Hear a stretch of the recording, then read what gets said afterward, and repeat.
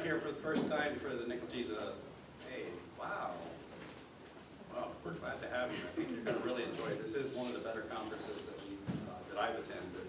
I really enjoy coming to these conferences. My name's Greg Becker. I'm from Coastal Carolina Community College. I'm just a member of the Nickel-Giza, volunteer to be the room host.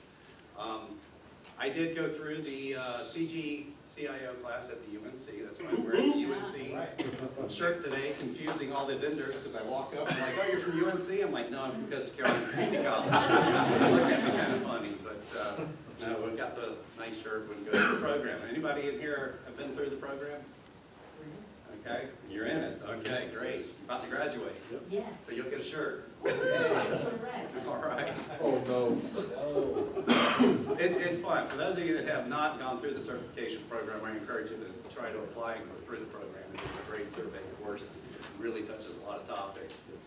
Gives you a lot of material, a lot of references, and I graduated last year. Yes. And those references have come in great use in the past year. I have a new vice president in our college, and she's always, coming up with questions. And I say, hold on a minute.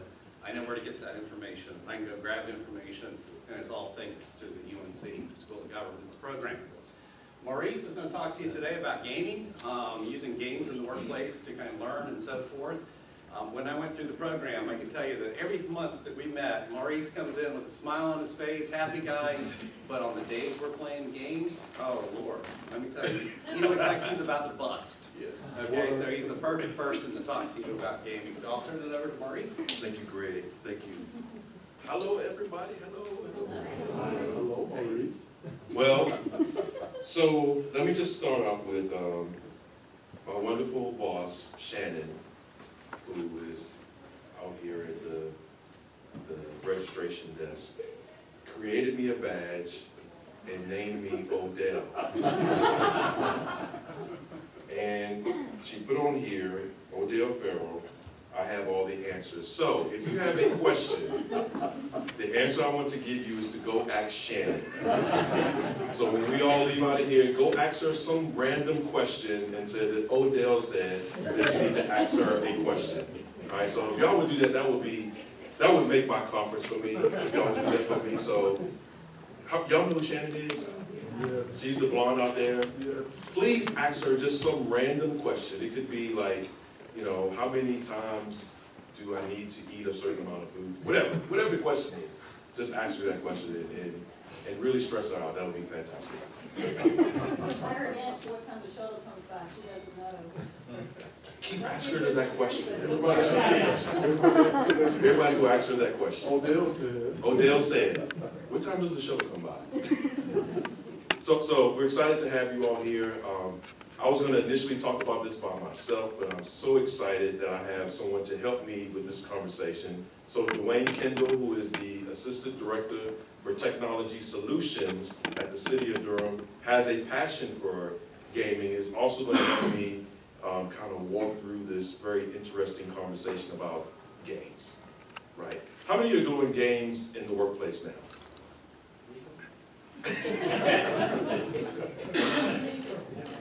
Is it illegal to play games? That's a good one. Legal to play in during the work. Is it really? You guys have no fun in your places. How many of you are doing games? So you guys, what are you doing? Okay, yes. Management assistant, yes. Okay, very cool. And, yes, sir. Yeah, we have it with some level with our training programs, so quick help brainstorm. Yes. So every single time someone finishes the course, they get a badge and starts competing. So yeah. Very cool. All right, very cool. Any others? Okay, so good. This will be a fascinating conversation then. So I want to start out with just a little quiz. All right. So, anybody play World of Warcraft? So this is why you say legally in the workplace? Understand. How many collective years have been spent playing World of Warcraft since 2012? These are the 4 choices that you have.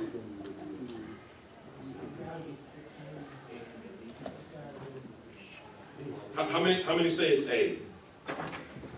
I did that long. How many say B? Say B, okay. How many say C?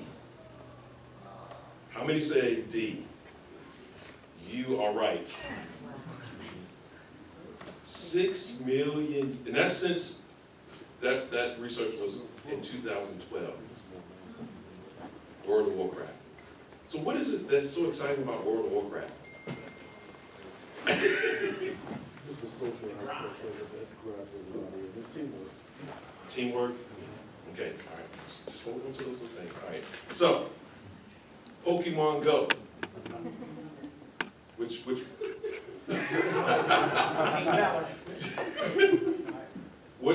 one of these? The best game of all time, gaining players hourly, losing 5 million players monthly. What is a Pokemon? Losing 15 million players? No. Gaining players hourly. Really? Yes.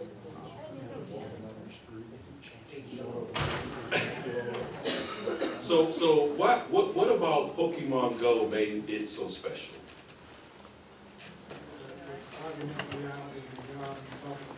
Augmented reality, right? So this was the first game where you actually played virtually, but in real life, because you had to go to these Pokestops. So my daughter got into this craze, and it just stressed me out to no end, because we'd be driving along the road. Oh, stop! There's a Pokestop. We got, I'm like, no, we can't stop right now. We got somewhere to be. But this was the first game in which you actually could engage with the game as a physical person in the game. So it's augmented reality. So the lessons that we have learned from World of Warcraft and Pokemon are, one, the engagement styles that it causes with us and other individuals in the game, right? So the engagement styles were very sort of loose. We all had these interests in these guilds that we created in World of Warcraft or in Pokemon, capturing these something others. Pokemons, okay. I didn't play the game, so I didn't know. So the engagement style was very unique. There was a basic strategy in all of these different game theories or game profiles. Even though there were glitches in the program, individuals would work them out. They would find workarounds. Does that sound familiar?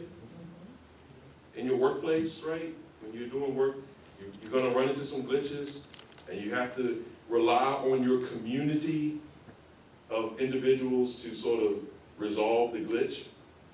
And the last bullet point is, there was always a group of people still stimulating development in these spaces. So there was a glitch, okay, bring the community together, we solved the glitch, but it didn't stop there. They began to develop new maps or new ways of doing it. And I've heard that Pokemon Go has something coming in the summer that's going to be revolutionary, is what this article said. I have no idea what that is, because I don't play Pokemon Go, but I find it interesting that they didn't rest on the laurels of how the game was already created, but they were looking to see how they could develop it even more. So, let's go back to our work environment. What are the mismatches when we think about our work environment versus the game? You mean what? You mean just regular work? Yeah, your IT. What's wrong with that? Well, how come your IT? Entertainment, I mean, I don't know if you. So this is entertainment. I mean, that is, I mean, and, like I said, you get, before you get awards as you go along, you get higher skill level. And you can compete against the other folks who are doing the same thing. I mean, you got opposing teams that you actually can. So the competition aspect of it. Yeah. Right? You get to beat somebody, or you can level up. Yeah. Do we have that in the workplace? Sort of. Sort of. Not the same. Not the same. Why is it not the same? Well, I said it's work. It's work. Okay, that's a great point. So work is not fun. Not usually. Not usually. And see, I have the total opposite. See, I love actually coming to work. Well, Nowadays, is work can be fun, but the reward system is nowhere near as gratifying as you would get when you're in a game. yes, there's nothing like leveling up in the game, right? And it's quick and it's instant. At work, it's not quite that way, right? You gotta go through the performance review process. There has to be budget and all these different things, so you can't, that doesn't happen Right. per se. So when the reason why I bring all those things up is because when we hear games in the workplace, we feel like it's something that's not going to be a viable solution because of the things that we just talked about. It brings fun to the workplace. Who ever thought of bringing fun to the workplace? All right, the way you level up in games, you're not necessarily able to do that in the workplace because of the way the systems are set up. So we're going to challenge that notion today with this presentation. So we're going to actually talk about two thoughts around gaming. The first being gamification. Dwayne's going to talk about that. And then I'm going to talk about something called serious play. Okay? All right, so with that, I'm going to turn it over to Dwayne and let him go. Yes, sir. Hello, everybody. So, start off with something very interesting. So, I'm a level 35 red Pokemon master. I have over 11,000 hours in Final Fantasy 11, which is WoW competitor. I have an level 99 paladin. And I'm also ranked number 700 in the world in Mass Effect Andromeda right now. That's what I'm talking about. Yeah. So what does all that mean? Those in our workplace are performance measures. Yes. So I know my performance. I know my performance because I care about it. I care about my own personal performance. And I'm competitive, so I'm always trying to take it to the next level. I want to be rewarded for my effort. So if I spend 11,000 hours, I'm hoping to have the most elite gear, and I'm hoping to have the highest level characters, and I'm hoping to have situations that allow me to play the game at its highest level. Why is it different from work? Why is it any different from work? We want to work that way. Most of us with we call it work ethic, but we want to perform at a very high level. And that's what gamification really identifies, is performing at that high level. So gamification, it's a funny word, to gamify, right? So what it really means and what it's really talking about, like Mari said, is levels, right? So we want levels. We want to gain levels. We gain levels all the time. It's funny, I talk about this with casual gaming. So as a person who's been a gamer who, gaming affected a lot of us in IT. Okay, that's just the fact of it. A lot of IT people have some sort of gaming background, even if it's a small type of gaming background. But in our background and in gaming, we found something that connected the dots between gaming and IT. And one of those things is that we're constantly being challenged, right? We're constantly being challenged, trying to rise to a challenge. We're trying to address challenges with our solutions. We do the same thing when we game. We do the exact same thing. So what gamification really is saying is reward you for it, right? So we're talking about levels and badges. University of Florida, and this is great. University of Florida uses a system to display mastery on curriculum. So they give you a score. So they give you a grade, right? So you get an A, you get a B, you get those things. But they can append a badge to your score. So you can have an A, but be a newbie. So they demonstrate the mastery of whatever you're learning by rewarding you with a badge. So what kind of incentive does it have for my social group, my crew, if all of us are wizards and say Daniel Terry is a newbie, we're going to say, Daniel, get your game up, man. Like, what's happening to you? And that encourages this healthy competition. That encourages us. So they found that was changing grades, and not just grades, but mastery, and demonstration of mastery on a regular basis by applying a simple badge formula. So there's a lot of benefits to gamification, right? And I don't go through all this, but there are lots of e-learning benefits to gamification. So I love the example of using like an LMS or some sort of learning management platform to demonstrate, that you've achieved mastery. My early career before IT, I worked at a grocery store. I was bagging groceries. Called myself a packaging technician.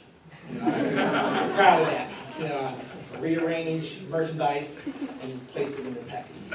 I was thinking about when I was trained, and they set me in front of this training video, and I watched this video, and I had no idea what the video was talking about. I was like, yeah, all right, I'm gonna sign the package. It's time for me to go out to work. Because I wasn't trained. I was set in front of a video. As a gamer who is trying to master, I'm attempting to master. If you give me something that challenges my understanding of what the material I just saw, and then you can visually reward me for it, woo! Woo! I'm gonna be the best trained. You can teach me any policy, I'll know it like the back of my hand. Because at that point, you're challenging something that's near and dear to me, and you're rewarding me for it. So e-learning is one of the huge areas where gamification is very, very prominent, and where it's a place where all of us should be thinking about how to train our employees and look at our staff. So how does it affect government? So it's funny, we talk about, in the city of Durham, we talk a lot about resident engagement. And you can see these waves. People talk social media, and they look at Twitter handles, and they look at likes on Facebook, and they think that we're measuring engagement by someone hitting a like on Facebook page. Who thinks that's engaged? Anybody? That's not engagement. I mean, it's just somebody hit a button. They forgot all about the story 2 seconds from when they saw it. And what happens is that out of sight, out of mind does not challenge anyone to truly engage our communities. What Hawaii did, the state of Hawaii did was, when they took one step further past, like your Web 2.0 presence where you can log in and you have your own profile and those kind of things, and they said that let's gauge you on your engagement. So where you go, you get points for where you go. And you start looking like a top contributor as you're going up leaderboard. And so there are people who are competing day in and day out, hitting every story they can, reading everything they can, consuming all the content they can, just so they can see themselves on their Welcome to Hawaii dashboard as the leader and the contributor.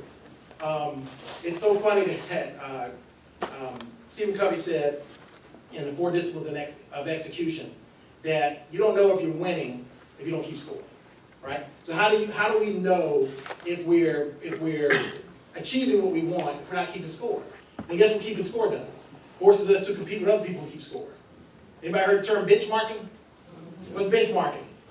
Keeping score between you and us. We benchmark all the time. We probably benchmark against everybody in here. We send Nickel Jesus notes all the time. Hey, does anybody got benchmarking data for this and benchmarking data for that? We're competing. If you didn't know that.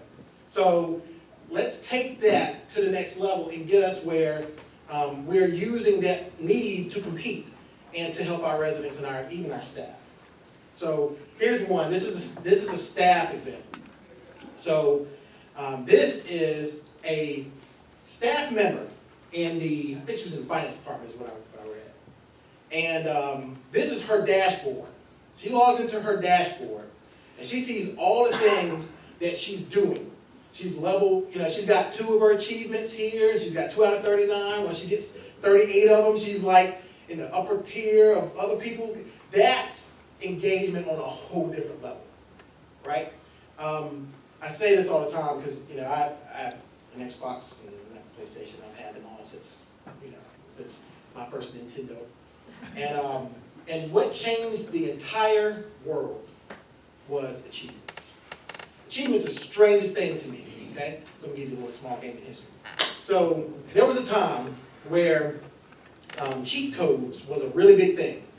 And people could go online and you can talk to your friends and it was up, down, left, right, A, B, start. It's Konami code, right? So there's all those different things. But game developers stopped writing cheat codes because it was a competition to achievements. You couldn't get achievements if you applied a bunch of cheats. And the achievements are heavier or weighted heavier because you didn't cheat to get them. You didn't cheat to get those. If you spend X amount of time in a game doing whatever, and then you get a little box that pops up on my Xbox that says, hey, you got the X achievement. I'm going, I did it. Woo! Calling everybody I know. I'm getting on the party chat. Hey guys, I just got so-and-so achievement. You know, you didn't get it. I got it first. You know, because that is important to me. I'm now elite in my mind. But did it give me anything? Did it do anything? Did now my character does something different in the game? No. It is a badge that I wear along with my other achievements and my recognition medals inside of my own heart. So what happens is that if we take that same passion, that if I got an achievement for, say, budget mastery, right? Like, so if I execute our budget strategy and we are able to save the city of Durham, you know, X amount of percent of dollars per, you know, per resident, or we get those amazing achievements, and then I feel them, then I'm incentivized to continue to do so. This thing is about incentive. And we all know, and if anybody in here manages people, you know, it's around performance time, and it's performance, you know, we all have performance management that we all have to do if you have employees. And could you imagine what performance management looks like when you can look at it from a dashboard kind of perspective of, let's pull up your dashboard, let's see all your achievements this year. See where, oh, you got 38 to 39 objectives? Woo, high fives. That sounds like exceeds to me, right? So that's a whole different level. We need to be thinking this way from a management, leadership kind of perspective, because if, just like we talk about, and this, and I'll leave with this, we've talked about it in education for years about the fact that, you know, you have a 5-year-old, 6-year-old, 3rd grader that can configure their teacher's devices, right? And their teacher's trying to teach them on the whiteboard, and they're on their phone like, yeah, I've done it already, right? Why is this not the same thing? If gamification exists in everywhere else in your life, and you're getting alerts and badges and achievements and Candy Crush, and you get that on your phone, then why do we not take that to our workplace? We're going to look like dinosaurs. Just like those teachers sometimes look like dinosaurs when they're trying to write something on a whiteboard and everybody else is ahead of them. So we don't want to be left behind.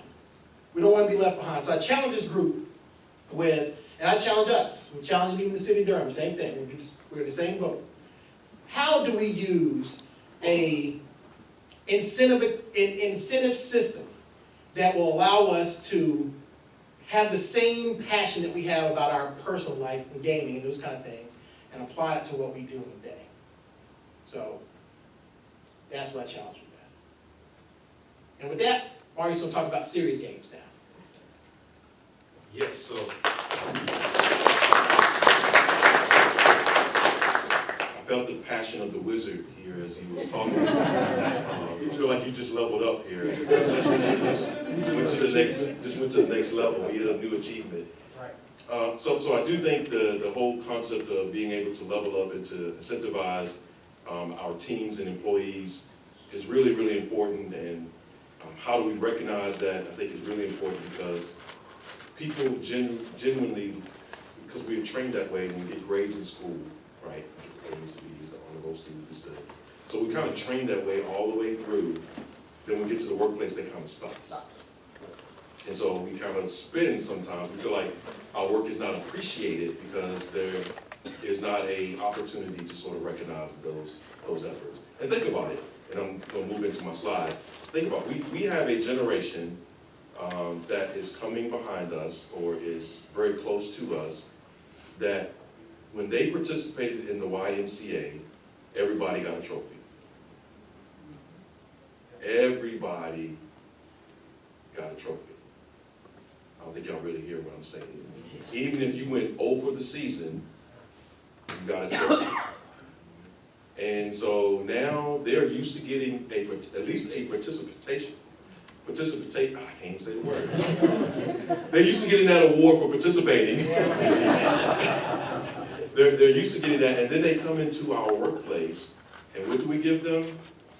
A big, bulky laptop. And we sit them in a corner, and we say, do your work. And we don't put anything in place to sort of say, yeah, you're part of the team, other than you get this big laptop. And they really want to work from their iPhone or whatever the case is. So it's really interesting, the whole concept of gamification or gamifying our workplace is really unique. So then there's this other thing coming out called serious games, right? Games are serious now. They've got some serious. They were not serious before. So what serious games do is they actually integrate real-world data, game theory, interactive virtual environments, and they drive us into high-impact action. I said a whole lot right there. Basically, we had an opportunity to do this at the School of Government, and I'm really hoping to actually create one of these soon. But we went through this environment. It's like a virtual environment. It could be either digital or with a game board, like Monopoly, okay? And they actually run you through these simulations of your work environment. And the fascinating thing was, we did this with superintendents, we did this with some city managers, and they loved it because they actually had an opportunity to make decisions without real consequences. And the interesting thing was they were actually able to take that data back to their organization because they've kind of played the model, if you will. They could take some of that information back to their workplace and start to integrate those decisions. So it gave them an opportunity to play the real environment without playing in the environment. Almost like having a test bed for your programming applications, right? You don't run, well, let me qualify that. I hope you're not running patches in your live environment or doing updates in your live environment. You have a test lab that you're doing those things in. That's another session for that whole conversation. But I just hope, yes, so that is serious games. So what the key values are is that begins to break down the silos that we currently have. A lot of times we operate only in our department. We have a hard time of bringing all these different groups together. So it creates the opportunity to have this engagement across our organization. It lowers the risk because we're playing a game. It's a real world scenario, but we're playing it in a game. So there really isn't a consequence per se because it's in the game. And it leads to enhanced learning outcomes. There is a whole medical science behind playing games and how it rewires the pathways in your mind about how you solve problems by doing it in a gaming environment versus doing it in the real environment. The pressure is sort of off, right? I couldn't imagine listening to Gene Kranz, I couldn't imagine having to make those decisions that they were making with people in space, right? That was stressful.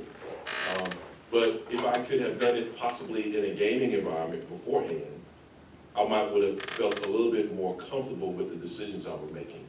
So this is just one of those ways of enhancing the learning outcomes of our decisions that we make within the environments.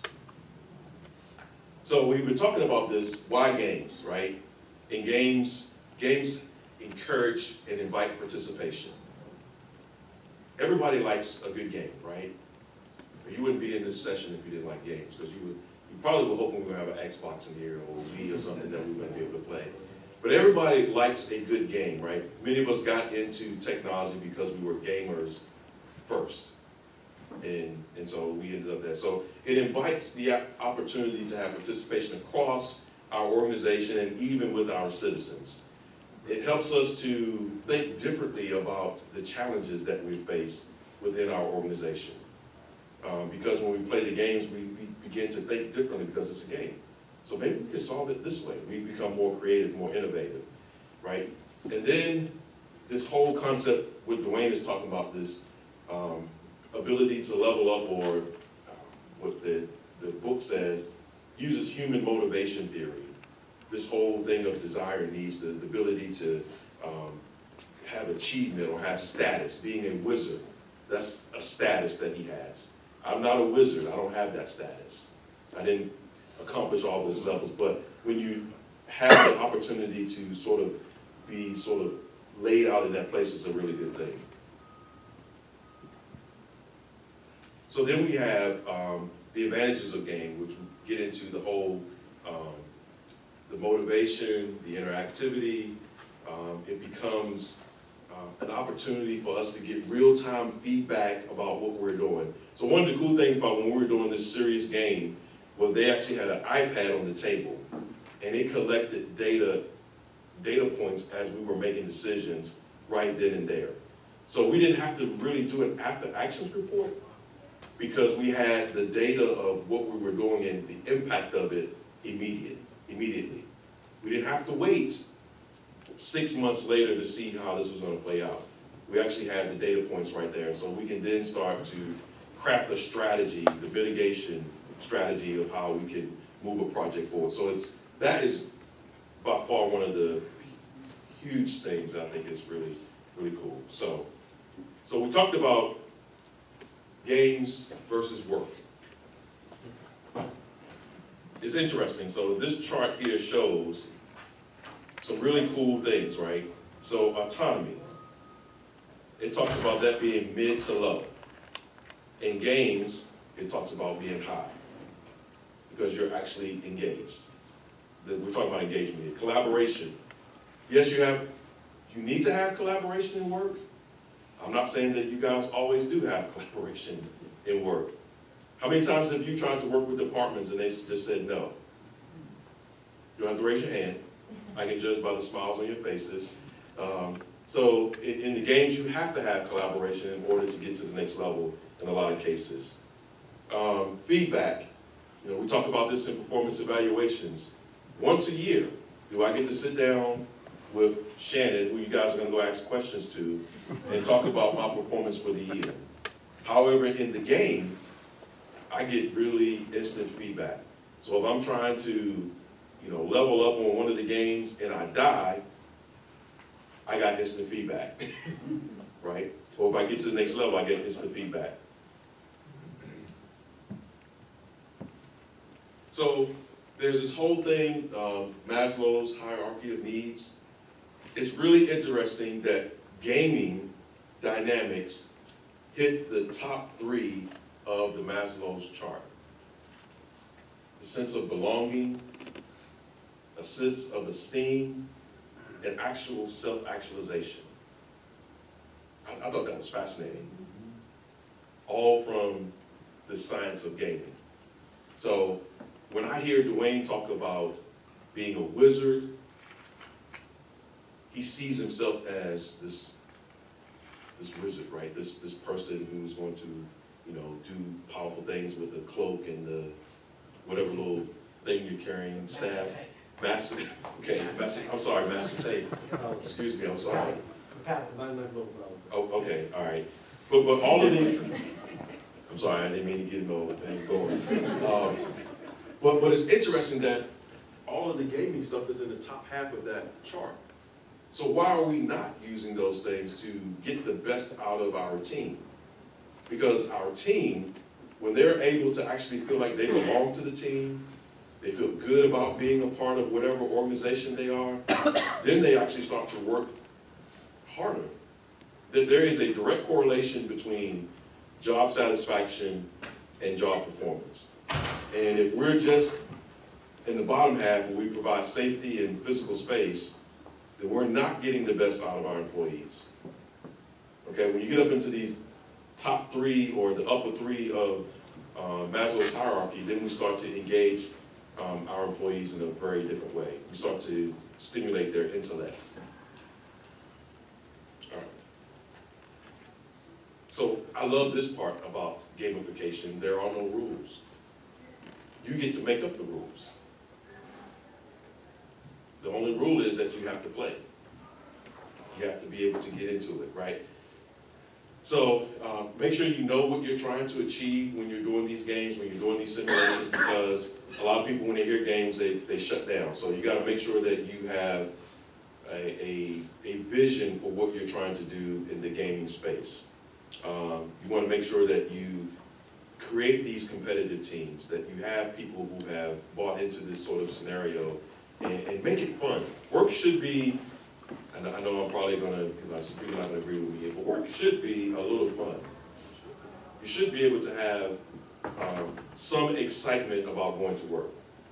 And if you're not having any excitement or fun about work, come talk to me after the session, and we can talk about maybe some career changes that you might want to make. Because you should be able to go into work, and there should be some sort of enjoyment about that, right? Okay. All right, so here, I won't go through this, as an awful slide, but this is the taxonomy of serious games. These are all the places that serious games are now currently residing in. Okay, all of these different things are out there already. I found it interesting. I was reading an article. How many of you played Angry Birds or have played Angry Birds? Or any game like that? Candy Crush? So I was reading this article. It was fascinating. So the article said those individuals who play those games, Angry Bird, Clash, whatever, Candy Crush, they use more computing power playing that game than they do at work.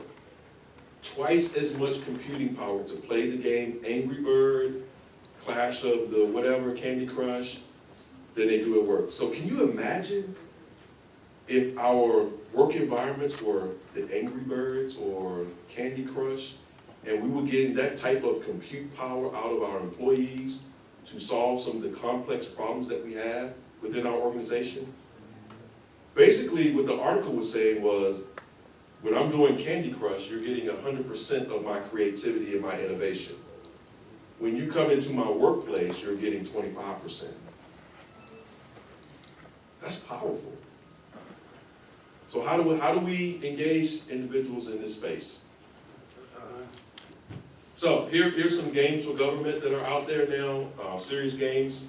There's something called City One, and this is very similar to SimCity. There is something called Innovate, which is how you start a business and how you continue to move it forward.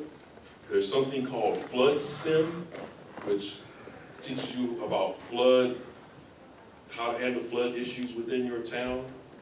Serious Policy, which I thought sounded like really awful game to play, but basically how you develop policy and procedures for your organization, and it's done in a very fun way.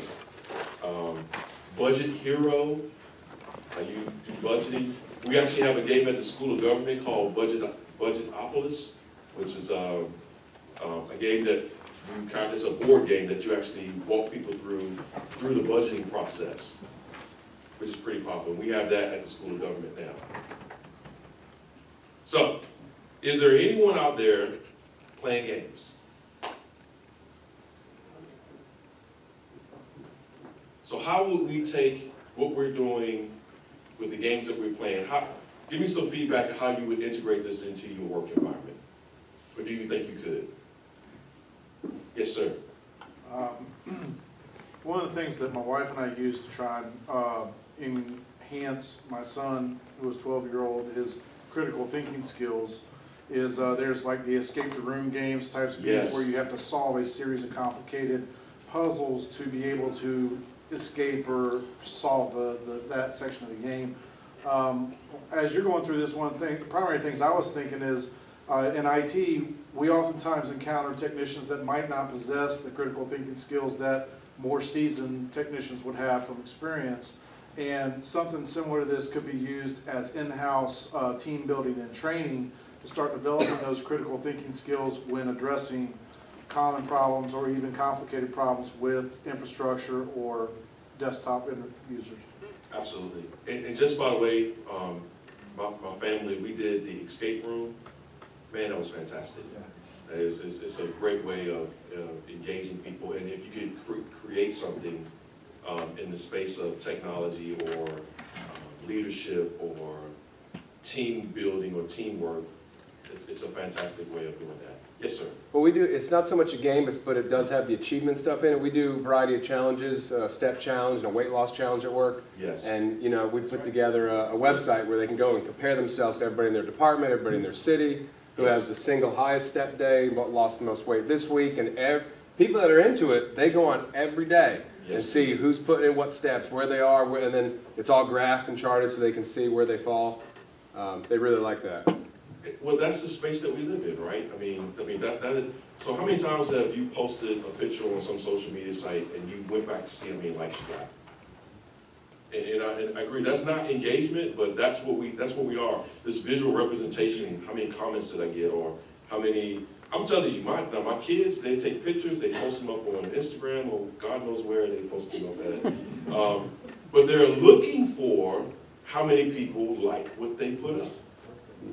That's why they do these silly videos. You think they do these silly videos because they're silly? No, they're looking for the thing to go viral. They're looking for that component. So they engage our society in a very different way than probably we think about doing. Because I'm not going to post a crazy video of myself because I think I will be, but they feel like that's a good thing to do. So having that kind of mantra, if you will, of posting that stuff up online is really important. Can you imagine if we did that with closing help desk calls?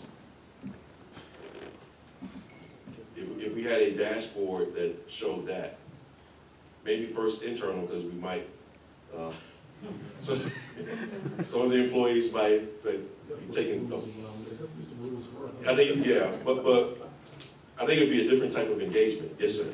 That's the idea that I actually had, where what you would be able to do is, so you could, Wayne kind of mentioned something to me earlier, where you could actually compare people's work against their own work from the previous fiscal year. There you go. That way they're not competing with anybody, but you would kind of have to have a two-part way of doing that. One would be the amount of tickets that the person closed, but you would have to have like that automatic survey that goes out to everybody, because you would have to make sure that that ticket that was closed, the external customer actually say, yes, they resolved my issue. Absolutely. So that way you're still measuring quality in addition to the workload. Yes. So how many game the system, you brought up a really good point, and I think you have to have these safeguards built into any type of gaming type platform that you have, but how many of you have ever done this, and maybe I'm just telling on myself here, when I was in the computer world, like working in networks, where I would get the trouble ticket come in, I would close it, even though I didn't go out there, and then I reopened it, because it would be a new ticket, then I close it again, because it would, this is bad, right? I'm telling on myself, and then I would open it, then I would close it again, because it would show that my numbers were going up. So at the end of the day, I oh man, Odell did a great job. 25, he did 25 in one day. He worked 4 hours, did 25. Yes. Game the system. But it was because of the way we had it set up, it was flawed. So when we think about serious games, I appreciate you saying having the surveys, making sure that you closed the feedback loop, that you were getting engagement from, and it goes back to the engagement component of that. We're involving all of our stakeholders and customers when we do something like that, when we have the surveys going on.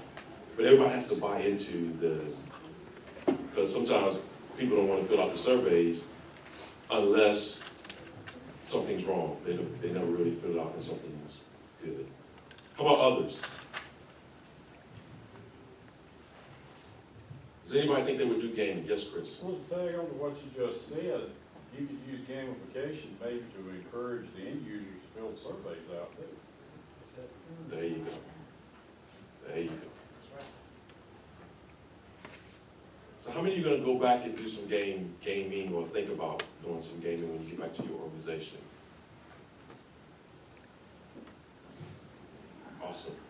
I think it is the way of the future, for sure.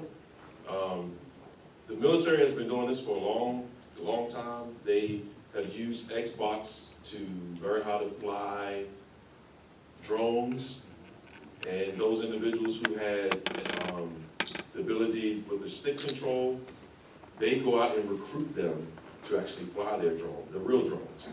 So, I'm not saying that your son or daughter should be in their room playing the game 24/7, but there is work out there for them if they're able to do it really well. We've got to get past the I guess, the stigma of it just being a game, because our worlds are going into this very interesting place. Even though we're not there yet, it's going into that place. Think about social media. Social media to me is a foray into games, because you create avatars. Basically, you create a persona in this virtual world, right? But you're just not playing a game, quote unquote. And so all of our kids do that now.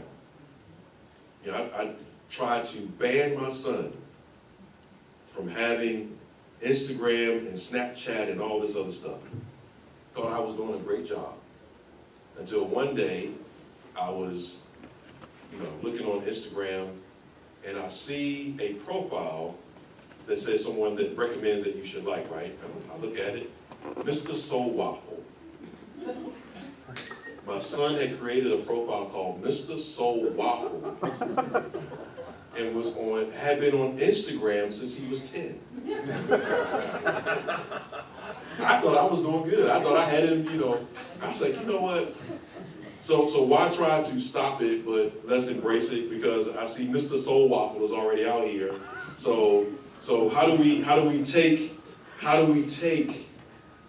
this already powerful movement that's happening, and we shape it and create great opportunities within our organization to be a little bit more creative, to be a little bit more innovative, because we have complex problems, right? We got to find models and methods to solve those things. So with that, I'm not going to keep you all afternoon long. Dwayne, you got anything Yeah, else? one more thing. Real Yes. quick. I just want to supplement a couple things. So, who here plays fantasy sports? Anybody here play fantasy sports? Like fantasy football or baseball? You know what I'm saying? It's okay, admit it, it's fine. This is a safe place. So, the thing is that fantasy sports is the same concept that we're talking about. Yes. And I want to also to piggyback what Mari said too.